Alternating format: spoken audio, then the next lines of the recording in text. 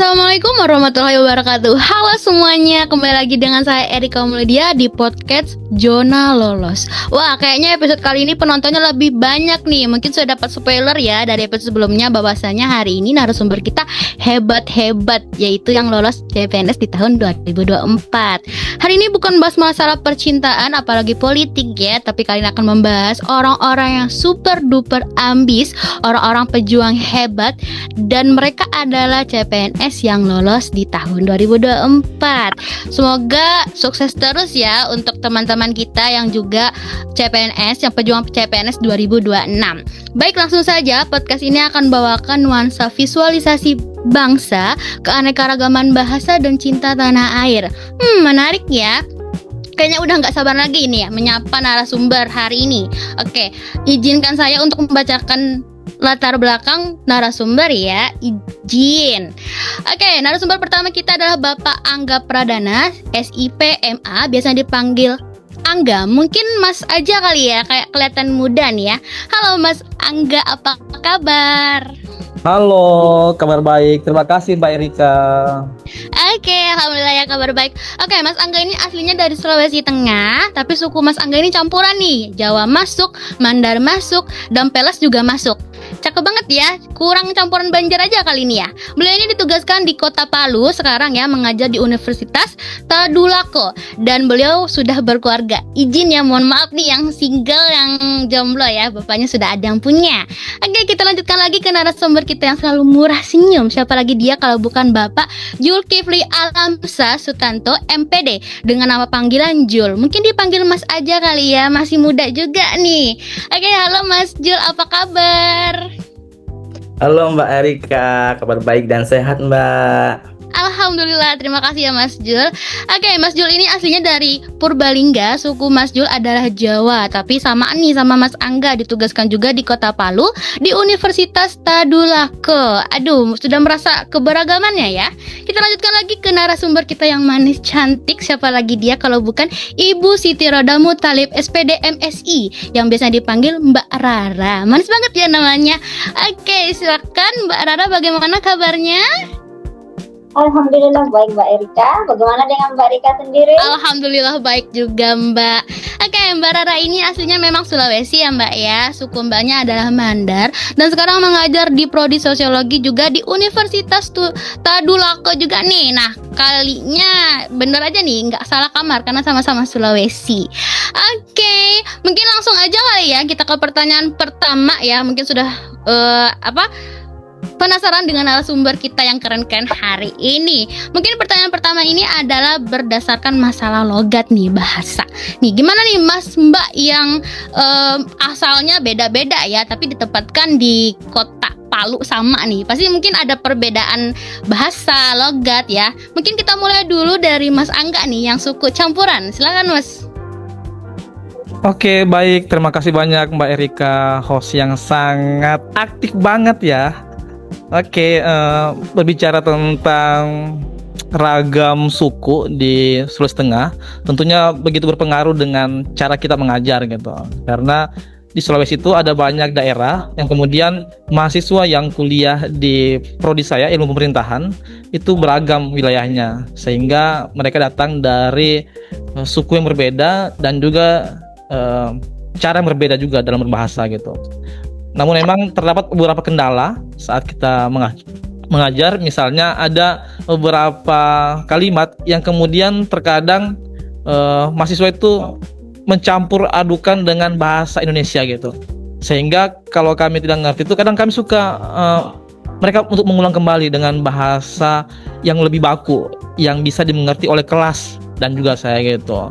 Sehingga tidak ada miskomunikasi nantinya gitu. Dan saya memaklumi itu karena kita Indonesia sangat beragam, dan tentunya karena keberagaman itu membuat kita menjadi lebih kaya gitu. Kayak gitu Mbak Erika. Oke, mantap banget ya jawabannya. Wah, bagaimana nih kalau misalnya tanggapan dari Mas Jul? Silakan Mas Jul. Oke Mbak Erika, untuk kita mengenal Indonesia sendiri itu kan memiliki banyak keragaman ya Mbak Erika, dan tentu saja salah satunya itu terdapat pada cara bicara sesuai dengan logatnya daerahnya masing-masing seperti itu.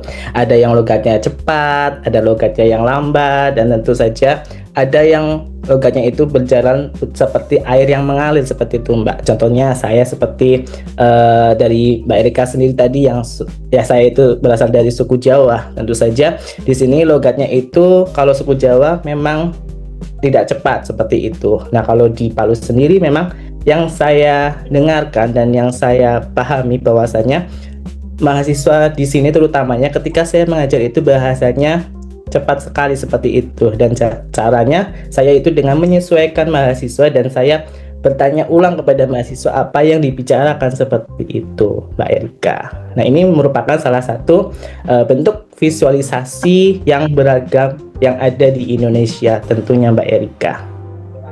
Oke, mantap banget ya Mas Jul. Oke, sekarang tadi sudah nih ya Mas Angga, Mas Jul yang emang beda nih ya adatnya, sukunya dari Kota Palu. Nah, bagaimana nih kalau pendapat dari Mbak Rara yang sama-sama Sulawesi di Kota Palu, bagaimana Mbak? Silahkan. Oke, terima kasih Mbak Erika. Nah, untuk bahasanya sendiri mungkin kata bahasanya mungkin karena sama-sama Sulawesi ya. Jadi saya masih mengerti dengan kata bahasanya mereka. Nah, kecuali jika mereka menggunakan bahasa daerah seperti bahasa Kaili, nah di situ baru saya kebingungan karena saya tidak mengerti dengan bahasa Kailinya mereka. Nah, mungkin perbedaan bahasa ya, walaupun ada juga beberapa nama daerah di Sulawesi Tengah ini terutama di Palu itu ternyata agak mirip dengan bahasa-bahasa yang ada di daerah lain. Jadi di situ kadang saya kebingungan. Tak kiranya itu bahasa kata kerja ya, ternyata itu nama tempat. Nah, seperti Layana, tak kiranya itu layanan, ternyata itu nama daerah yaitu Layana. Di situ kadang saya merasa bingung begitu Mbak Erika. Oke, menarik banget ya jawabannya. Oke, kita langsung aja ke pertanyaan terakhir nih. Nah, jika sudah logat, bahasa, gaya lokal, gimana nih masalah rasa Mas Mbaknya? Ini bukan masalah perasaan ya, masalah lidah. Masakan di sana gimana tuh? Kan kalau misalnya Jawa terkenalnya suka yang mungkin pedas-pedas ya. Kalau misalnya saya nih orang Banjar biasanya suka yang manis-manis kayak Jogja gitu kan ya. Nah, gimana nih kalau menurut para narasumber masalah masakan di sana? Mungkin kita mulai dulu dari Mas Jul, silakan. Mas Jul. Baik Mbak Erika, sejauh ini ya yang saya rasakan ketika memakan masakan orang Sulawesi terutamanya di sini, tentu saja mungkin di Jawa itu cenderung manis Mbak Erika. Di sini yang saya pengetahuan baru ini, yang saya rasakan ini orang Sulawesi ya, itu cenderung ini Mbak Erika, suka makan pedas seperti itu. Kalau misalkan ada slogan, ketika tidak ada makanan yang pedas itu tidak istilahnya tidak ada rasa seperti itu Mbak Erika. Jadi saya di sini pun harus bisa untuk memiliki rasa keberagaman yang harus dikuatkan dan harus ditingkatkan, terutamanya saya sebagai anak perantau yang dari Jawa ya Mbak Erika ya, tentu saja harus bisa menyesuaikan yang ada di daerah tersebut Mbak Erika, seperti itu. Oke, nice banget ya. Oke, terima kasih banyak nih untuk ketiga narasumber kita. Keren-keren banget ya jawabannya, dan kayaknya para penonton ini makin bertambah. Jadi ini adalah gambaran para CPNS yang lolos. Jadi buat adik-adik, kakak-kakak ya, mas mbak yang nonton, ini adalah gambaran spoiler nih para perantau ya yang survive meskipun beda adat, beda budaya, tapi tetap harus beradaptasi di kota di mana mereka bekerja ya. Oke, mungkin cukup ya untuk hari ini podcastnya. Terima kasih kepada Mas Mbak, Mas Angga, Mas Jul, Mbak Rara yang sudah mau berhadir di podcast hari ini, dan terima kasih juga para penonton yang live nih ya. Terima kasih sudah tetap setia channel ini ya. Oke, mungkin cukup ya. Terima kasih banyak. Oke, kita akan ketemu lagi di episode selanjutnya ya di podcast Zona Lolos. Terima kasih. Bye bye semua.